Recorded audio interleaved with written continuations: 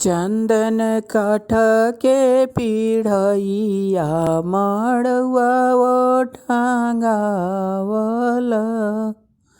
अरे ताही पीढ़ई बैठेले महादेव गौरा विदैया मांगे हो। अरे ताही पीढ़ई बैठेले महादेव गौरा विदैया मांगे हो। नाही देखुआ जान बाजन, नाही देखूं डोली बाँस हो। अरे नाही देखूं बत्तीस कहाँ गौरा विदा नाही हुई है हो।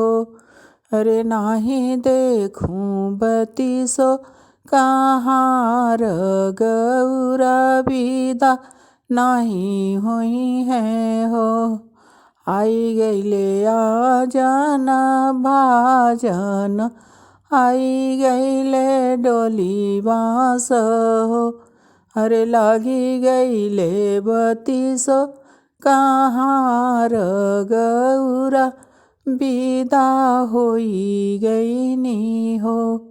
अरे लागी गईले बत्तीस कहाँ गौरा विदा होई गईनी हो। एक बने गईली दूसर बने अवरु तीसर बने हो। अरे डड़िया उघारी गौरा देखें त चारू और अन्हारी बारी हो। अरे डाड़िया निकली गौरा देखें त चारो और अन्हारी बारी हो। नौआ के जरो नौआइया तब भाना दुखिया हो खो हो। अरे बाबा के हो खो छोट राजत जिन्ही बाबा बर खोजले हो। अरे भैया के हो खो 10 धियावा त जिन्ही भैया बर खोजले हो। छानी में से खिचली कराइनी बारी के आजोर कैली हो। अरे घुघुटाहु घारी गौरा देख त सब कुछु भरल हो।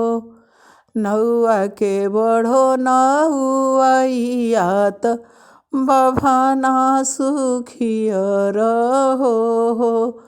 अरे मोरे बाबा के बढ़ो राज त भैया के 10 पुत हो खाहो। अरे बाबा के बढ़ो मोरे राज त जिन्ही बाबा बर खोजले हो।